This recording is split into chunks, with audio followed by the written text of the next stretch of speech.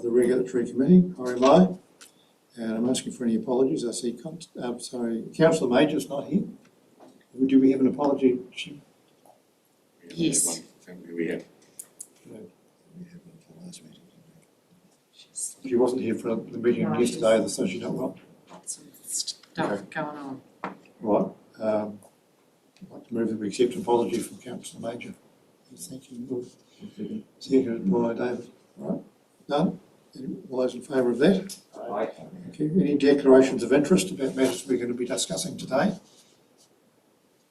If not, public forms, petitions and deputations. Doesn't seem to be any. I haven't been notified of any intentions for that.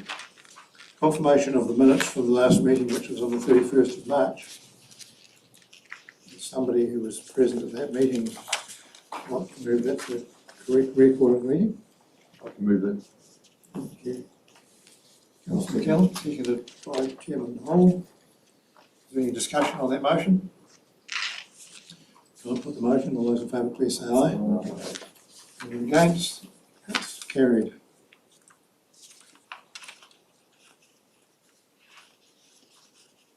Notification of extraordinary and urgent business. None. No late papers. Questions? No questions? Chairman and Councillors report. There's no Chairman's report. Councillors? No. General Manager Integrated Catchment Management report. That's it. That's quite a long title. Have we got a new face at the table today? No, he's busy moving himself from Christchurch, so you've got the old face. Oh, you've got Glenn. The bearded face. Oh, the bearded face. Yeah. He's the best looking of all of us. That's Glenn McMurdo, who's the acting compliance manager. Okay. Welcome, Glenn. Right, you're on for item 1, consents, team activity and performance. Yes. Thanks, Mr. Chairman. I'll take the report as read, just highlight a few key points and a few things that have changed since I wrote this a few weeks back. Generally speaking, we've had a reasonably busy period with quite a number of applications lodged. Timeframes are generally tracking pretty well. Moving over to page 10 of the agenda, just to refer to some work that's happening, collaborative work between Environment Canterbury and Environment Southland flowing from Aurora Grants Comment to ECAN. We've got some good exchange of information happening around consistency and best practice, which has been really good. The team regularly zooming into some discussions of some of the senior ECAN staff around some topical issues, which is also really good. They have a team of 9 experienced principals in that Environment Canterbury consenting team, so as compared to our 1. So it's good to get those differing viewpoints and things on topical issues. And we have got some visits to ECAN happening shortly. Jade McRae, our Senior Consents Officer, is going up there on Friday to talk to their team about the accelerated consenting process that we undertake here. And also our 2 team leaders are going to Christchurch about 3 weeks following to liaise with their team leaders and some good learnings for our team leaders from their experienced people in that space. So some really good information flowing from that. Just referring to the publicly notified application of Real Journeys Limited, Rakiura Stewart on drew a reasonable level of interest, 57 submissions received. Subsequent to the close of submissions, we've met with the applicant and they're assessing their options from there, having looked at what the submitters have to say. Moving through over to the bottom of page 11, you'll see I've mentioned the fact that there's an upcoming joint hearing with Southern District Council for a proposed quarry and greenfield operation up at Fairlight for Filton Hogan. Councillor Ludlow's kindly made himself available for the joint panel on that one, which will be Commissioner Alan Cubitt, Councillor Christine Menzies from STC and Councillor Ludlow. So that joint hearing is happening on the 22nd of July. We've had an appeal on the Field and Cruisers decision, which was to decline the consent sought. I've given you the link for that. The applicant has sought to go to mediation on that appeal, and we've signalled a willingness to participate in the mediation process. The board of the applicant's court to indicate what their new position may be. Haven't received that as yet. Moving over to page 12, the AB Lime application was heard at a hearing from the 17th to the 20th of May before an independent commissioner, and that decision is due out, I hope it may have been out by 5th of July, but it's due out no later than 12th of July, and we're still tracking for that to occur. So the decision is nearing completion by the commissioner. Obviously a significant amount of interest in that process, so we'll keep you informed closer to the time as to where that decision is ready to be released. Talk about the Clinton application. Obviously a significant thing that changed is on top of page 13, I talked about the exposure draft of the Natural Built Environments Bill not having been seen as yet, but it, as you probably saw in the news last night and read about, it was released yesterday. And the Minister for the Environment put out a press release, which I can copy if you haven't already seen it. And there's an exposure draft in the public arena of the general framework of that significant piece of legislation. And probably just highlighting one other key thing at the bottom of page 13 there is just the tomato into why very significant consideration on a lot of applications we deal with now. And there was an interesting recent High Court decision on a matter in the Tauranga area. It wasn't a, it was an interesting issue, it was a transpower issue relating to something that we would normally deal with, but the interesting point from that High Court decision was the emphasis that the High Court put on cultural values and the importance of appropriate consideration of alternatives. So that is interesting for our general awareness in a number of contexts for things like future wastewater upgrading and that sort of thing. So the High Court certainly gave significant weight to the cultural matters that were outlined in the application. Those are probably the key points, Mr. Chair. Happy to answer any questions if I can. Thank you, Bruce.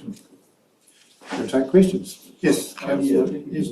Relating to the fuel and cruises one, I'm still puzzled, like that was defined on the grounds of cumulative effect, because we're going from one vessel into two or something like that. Well, that all sounds 40 kilometres long, and I just wonder where we would sort of set that bar for cumulative effects, because you can sort of see that if you look at Milford Sound where you've got a regular procession of vessels, but we're trying to encourage domestic tourism, and the opportunity to visit Fiordland must sort of be part of that, but it just seems that we're stymied because of the cumulative effects.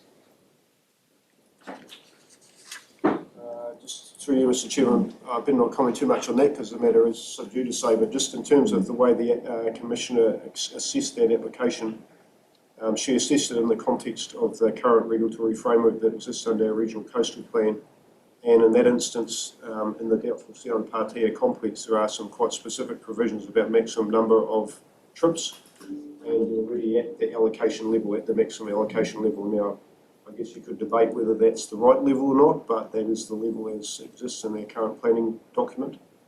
And obviously, at a broader level, there's been some dialogue around coastal plan review and where that's heading, but the Commissioner needed to assess it in the regulatory context that exists at the moment, and she was concerned about the potential for additional trips over and above the current maximum allocation to create some cumulative effects. And there's obviously some sensitive issues in there with regards to things like dolphin ponds and things.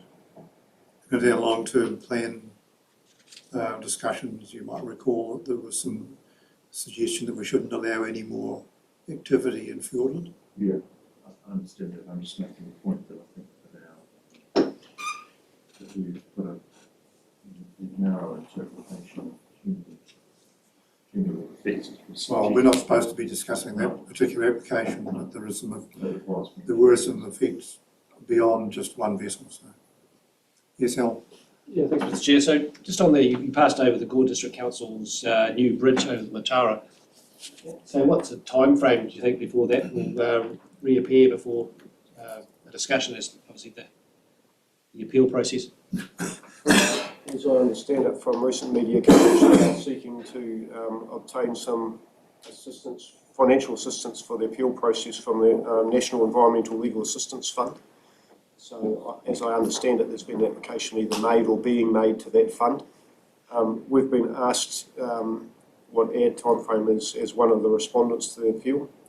And we've said we're just working with the timeframe of the other parties. So indicatively understand that it might be October before the matter is heard because of the desire from the appellant to traverse their funding options before they proceed down that pathway. So it can delay the process for quite a period of time until they find out whether they have got sufficient resources to do it. Yeah, normally speaking, the courts are pretty focused on keeping appeal processes moving. But if they have an instance where a party says, hey, we want to investigate what our funding options are, there has been some dialogue in that regard, and as one of the respondents, we've said that we're relaxed on that. I'm not clear on what the regional council's position is in terms of response. Are we for or against, or just sitting in the room, or what? Yeah, I need to be a little bit careful again what I say because it is. Just in general terms, what's the role of the regional council? The staff report, like I'd say that the Environment Southland consents were the more minor components of the overall assessment process, and our senior planner's recommendation was to grant the Environment Southland consents, which were granted. And what the legal representatives of the parties have sought to do is narrow the issues in contention in the appeal. And that has happened, and most of the issues in contention are within the gambit of the Gore District Council as the regulatory authority rather than ourselves. But we do need to be a participant in the process. We may not necessarily need to be a major participant, but that sort of remains to be seen. Thank you. Sorry, Lord, yes. Yeah, probably more of a question to you, but I'm referring to on page 12, the AB line consent. Now, whether that's granted or not really is a little bit secondary. But there is a bigger discussion around do we want to, how do we handle our waste and where does it come from into the southern region? Because there's trucks coming from up north, and I'm not sure if it's a Mayoral Forum discussion or not, but I think we probably need to have a bigger discussion than the terms and conditions of this actually consent application. Some Yeah, say we can't really discuss that application no, I'm not. at the moment because it still hasn't been decided. But There's always been like that's a discussion that Yeah, there's been like a regional discussion about how do we manage, and then there's another one about this particular site and this it particular. might be that the regional councils have some discussions about sharing of resources or whatever, but at the moment that's not relevant to this particular application, I don't think. Yeah, I was talking up beyond I know this what you mean, application. Yeah. Ms. Bruce has got some commentary on that. Through Mr. Chairman, again, don't want to say too much about this because its decision is pending, but Yeah. there are some elements that were raised during the hearing by submitters which would be out of scope for the Commissioner to consider. Yes. Okay. So it might be that this is raised in another. Yeah. After that decision comes out, we might be able to discuss some of the Okay, larger those issues. elements, yeah. Yeah, in longer term things. Yes. Just on that rubbish one again, it's a pretty big issue. Once there's a decision coming out, just to look at that whole business of waste disposal in the Southland. That would be a joint council Yeah. discussion, possibly led by yes, but it would be a joint council discussion. Yes, Chairman Hall. Yes, I think once this is settled, it may well be a Mayoral Forum agenda item. Not something we can discuss at the moment.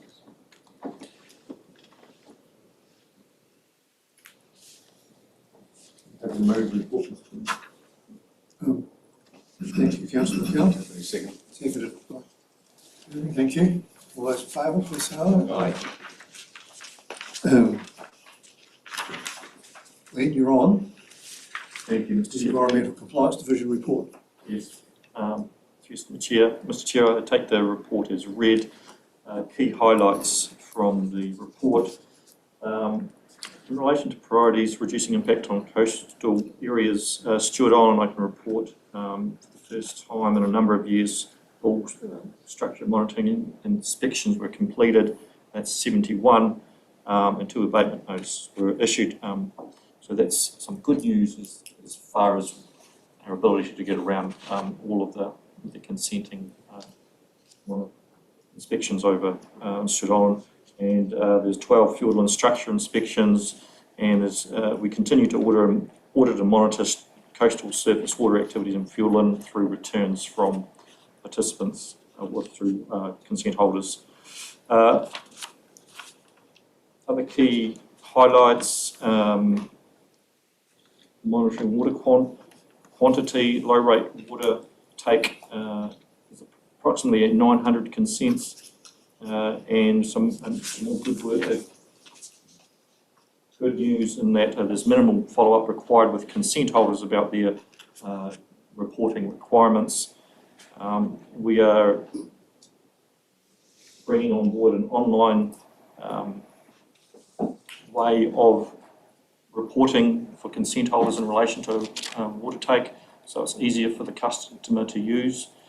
And we're still developing and improving our monitoring program in relation to high rate water take. Intensive winter grazing, as you'll see, that was noted in pages 15, 16 of my report. In response to the Minister's request to provide interval updates, internal and external collective meetings were undertaken in the last month or so, including MPI for animal welfare and industry such as dairy and seed, federated farmers. So we were transparent in and working together with MPI and joining together and attending where necessary together if it was unknown, if it was animal welfare related incidents or a compliance related incident. So we stay in close communication. We have 0800 numbers that we both report on to each other, and we feed back through to our land and water services internally for any advice and education, as well as through the MPI, and we continue those updates. Feedback was good by industry and the community, and it seems at this stage it's going well. So unless I don't have a lot more to say, unless there's any questions through Mr. Chair. Yes, we have questions from Chairman Hall. I think you mentioned the NES on plantation forestry. We've been, I guess, originally we complained that it was too weak. I understand it is supposed to be under review. Is that what this is about? Because we have had, I know District Council's got some concerns too about the ability to plant whole farms without any More around, through Mr. Chair, it's more around the reporting requirements and effectively resourcing. We have to respond to notifications through the NES for forestry plantation and other NES reporting requirements. The client's member that is doing that work at the moment is unfortunately we've just received his resignation, so again we have to upskill another person to do things like that, but the NES continues to be challenging around reporting for all different things, including the forestry, but we are wanting to address more the issues within forestry, if that answers your question. Sorry. I think so, and obviously the MPI or whoever's driving it haven't actually come out with any draft changes yet. They're supposed to be reviewing it, but it seems to be quite a slow process. Councillor Stevens. Thank you, Mr. Chairman. Glenn, just on the 351 discharge permit inspections, and it's good to see that there's only 5 significant non-compliance. What constitutes a non-compliance, and just how are they dealt with? Thank you. Yes, through you, Mr. Chair. There's a range of compliance gradings that we use from whether something has gone to water or if it's to land that may get to water. It may be minor ponding, large-scale ponding. So it depends on what we find at the time. If it's large-scale ponding that may go to water, that's probably classed as significant. And definitely if it's going to water, it's significant. Dealing with it.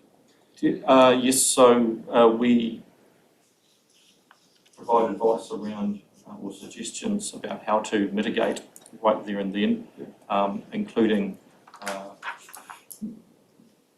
blocking of any discharge or utilising suction machines and bunding and things like that. And we monitor that as well to ensure that it continues. Thank you. Councillor McCallum. Thank you, Mr. Chairman. I was just picking up the point on low water rate data submitted on page 16. When will those packs go out? They are going out now. Yeah. They went out on the 8th. They're out now. Yes. Yeah. Haven't seen them. No. I can follow that for you. Because the second part of that is that I've also had letters saying to me to get my data in. My data's been submitted electronically, and I'm not the only one. So I think there's a miss between getting your consented data in and letters coming out saying we want your data. Well, it's quite easily solved, but we've got a miscommunication there.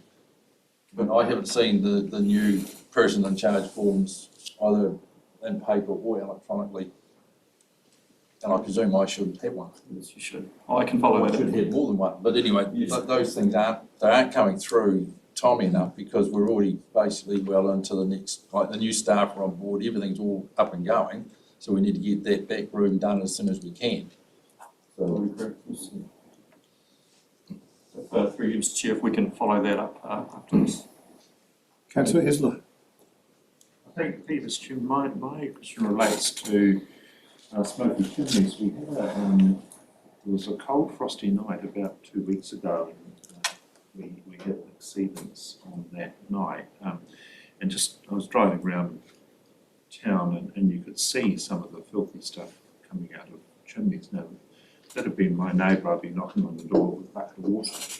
But I'm just wondering if we've got if somebody's complaining about that, if we have an instant response when there is the actual problem, or does it have to sort of wait till the next day when the problem is obviously on the way? But someone who can sort of follow that up immediately, that the problem is not necessarily. Yes, through you, Mr. Chair. Yes, we have a 24-hour response monitoring officer that responds to incidents, and that the response is just related on the information that they receive, obviously, and we triage the information. As you'll see in my report, I did make a note of it. The number of burnings. Yes. Yes. Out of 221 incidents received in the past period, over half of those were smoke-related incidents. So it's the majority of our on-call call-outs. Difficult to manage and as far as, especially in relation to burning. We don't have the power to enter a house.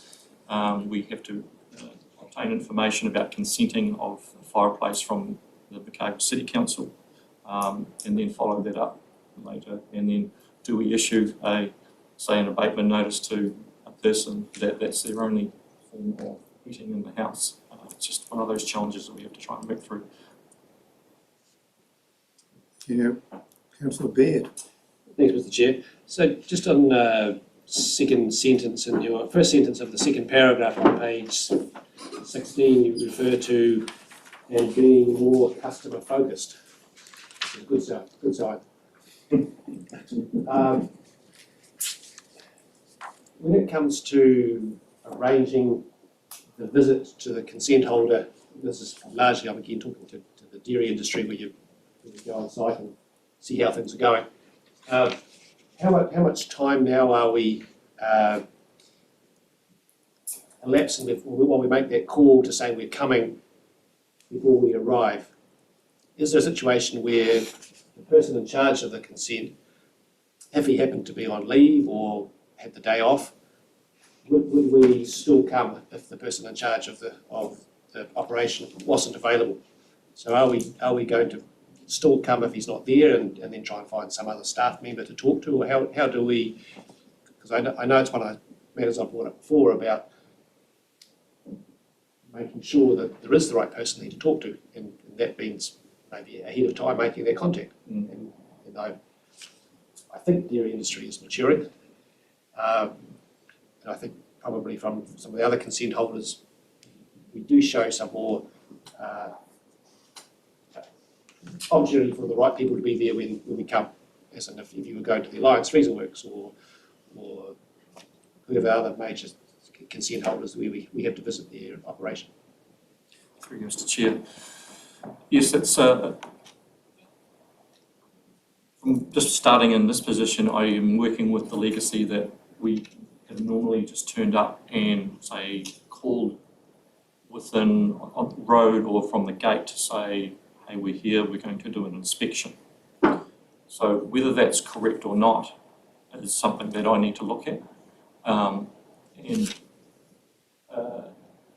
aware of a couple of instances in the last month where to work with farmers, I've suggested to compliance officers to, hey, let's call them before you go out and arrange a time, even if it's an hour or so beforehand, and if they're not available, then we can work with them to get a better time. So I think that's evolving now, but it's trying to find that balance of we have to do our monitoring and inspection, but you're right, as in, are we speaking to the right people? And can we do it without the DIC on farm? So perhaps it's something that we can gain some feedback from those consent holders to see, to learn from them how they would like us to respond, as well as maintaining our regulatory ability to go on and do what we do. I mean, even, again, I think it's, as we looked to have an advanced approach on our pool of vehicles, do we need to have a white truck if all we're going to do is drive up to the dairy shed and then talk to the person in charge of the farm? And is it more suited for that person to then take you on a visit to where the irrigator might be, or to some other part of the farm that you might be interested in? Or do we need to drive our ute onto the farms? I'm just questioning that. I feel it would be a better point of just being able to drive to the dairy shed or to where it's been agreed is the right point, and from that point on, the person in charge would take the staff member if they're, obviously the staff members, well, I guess that's the other point. Is the staff member willing to get in the truck with the farmer? That's right, because it's health and safety and other things in play than just getting into somebody's vehicle, but all things to be considered. Could I suggest that would be an operational matter, one for governance? I think I could throw you The one for governance relates to your first question. We've had discussion in the past about our policy of prior notification. Yes.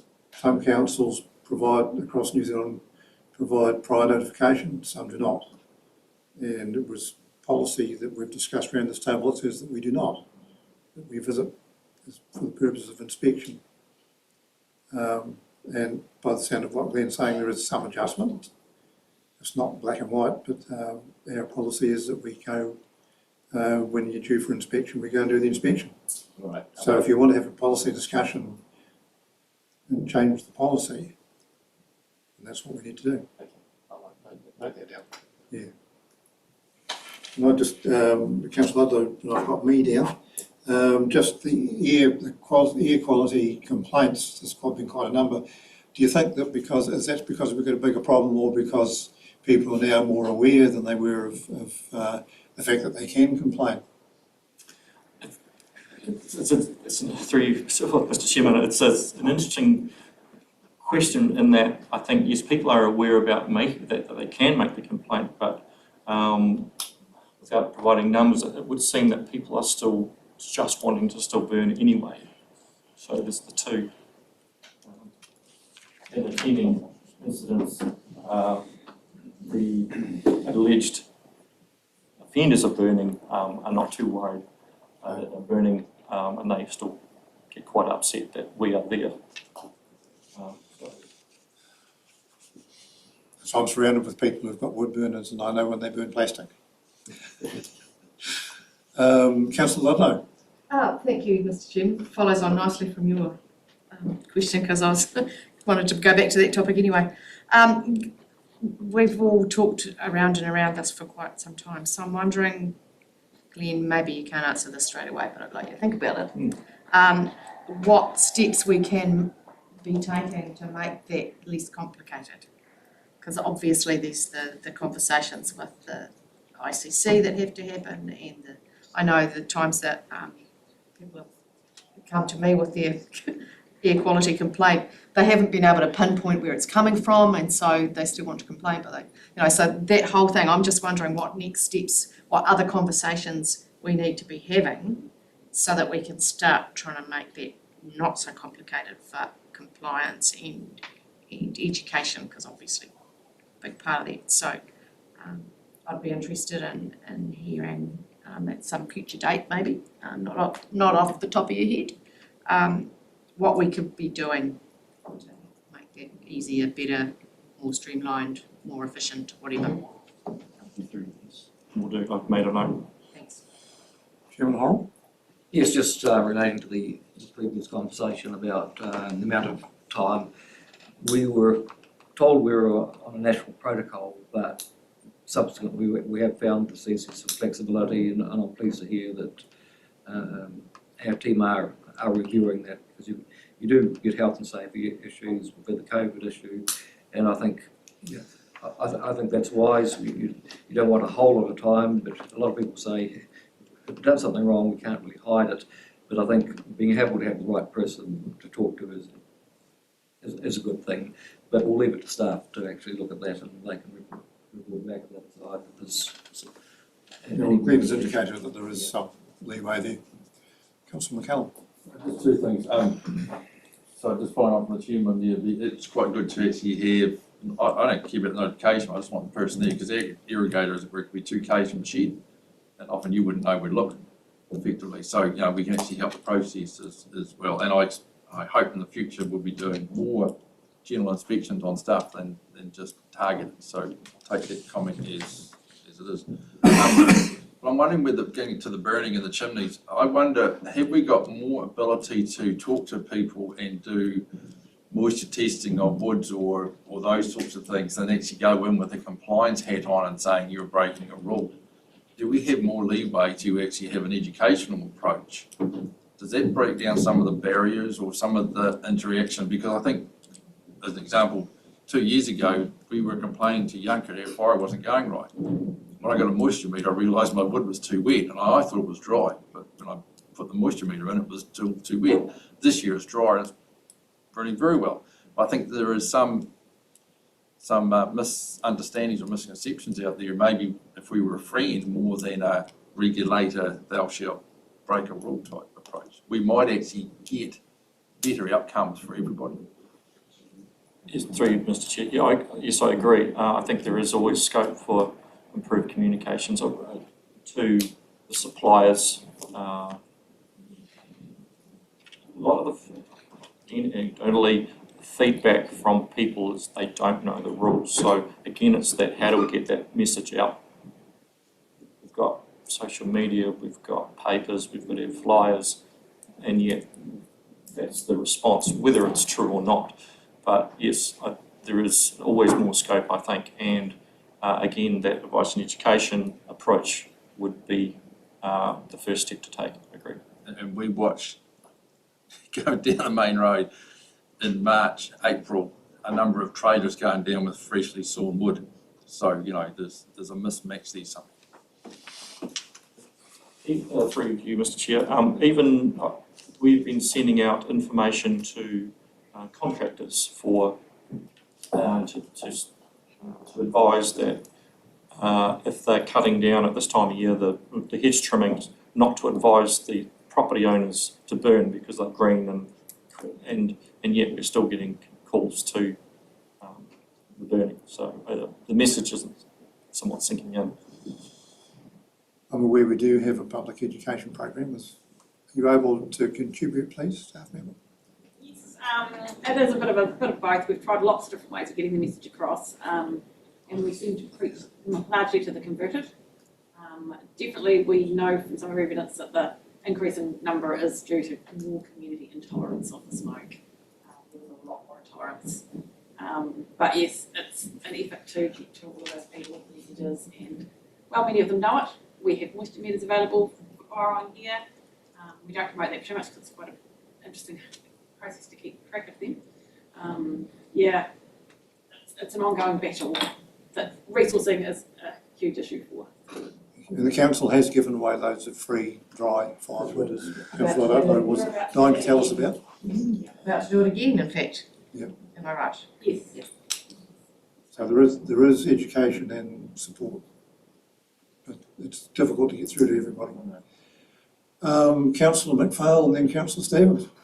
Thank you, Mr. Chair. Just in regards, and Bruce might be able to help here too, just in regards to the consents, water take consents and monitoring them, I just want to know from an electronic monitoring, so I've got a consent every day, the water gets metered and it's sent through here.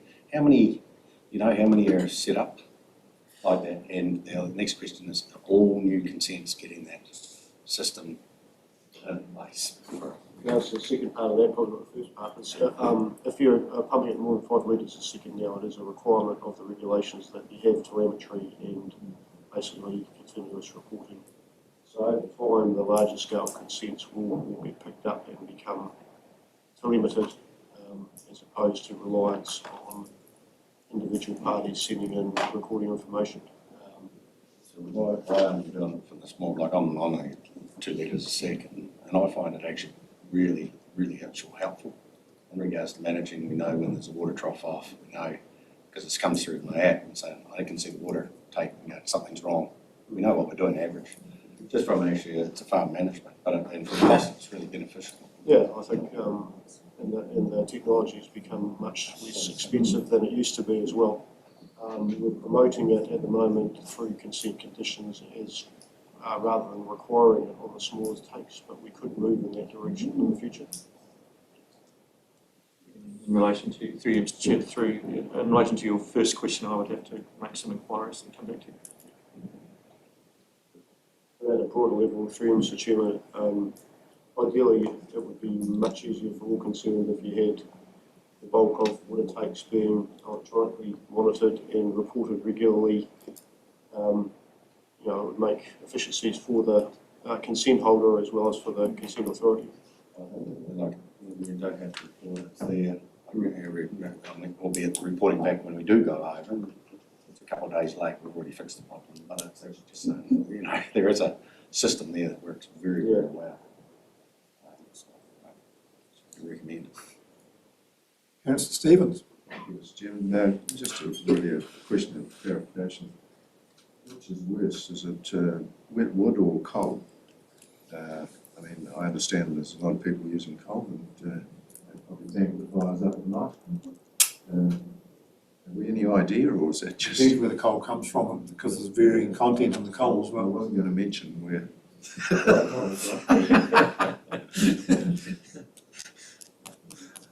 Through Mr. Chair, it might be a good question for the air scientist here, but I could certainly find out. Yes, yeah. No, it's just, I wonder, because we're focusing on wet wood, but I imagine coal's just as big an issue, yes. Councillor Beard. So just a little bit on that that water meter discussion. So how many consent holders are failing to meet their obligations in reporting their water take and therefore getting their potentially as a $1,200 fine for failing to meet their obligations? Through you, Mr. Chair, just I would need to, I can come back to you, but So is it still an issue, or is it less of an issue, or it's still an issue? it's still an issue, yes. Councillor McCallum. Yes, I was just going to answer the question that Councillor Stevens raised. I think the biggest issue with fireplaces is sometimes they can shut them right down, and that becomes an issue. If the newer ones actually have a higher, I said heat output, the high heat generator, that doesn't seem to be as bad. So we've got technology as well as the wood fuel or coal fuel, the ability of the fire to actually function as a fire or be shut down and basically smoulder, that has quite a difference on its output. So I think you'll find the later models, you can't shut them down like the older models, and therefore you actually have a cleaner burn. But it doesn't take away, if you've got poor fuel, you get poor heat, you get a whole lot of chimney build up and you have a risk of fire. It just snowballs over a period of time. Thank you. Just one question of clarification from my mind. On top of page 17 and the priority 4 water quality, we've got the first dot point says +5 litres per second. The second one says 5 plus litres per second. Is that both the same measurement? Yes, it is. Okay, I thought it might be, but I wasn't sure. I thought it might be. Good. Is there any further questions or commentary for Glenn? Compliance? If not, somebody like to move the recommendation, please. Thank you, Councillor Stevens, seconded by Councillor McPhail. All those in favour, please say aye. Anyone against? It's carried. Extraordinary and urgent business, we didn't have any. Public excluded business, we do not have any. So that concludes the meeting, and I thank you for your attendance and your participation. The meeting is concluded. We have another meeting scheduled for 3. I'm just wondering if It's a public meeting. We can't. The council has to sign off.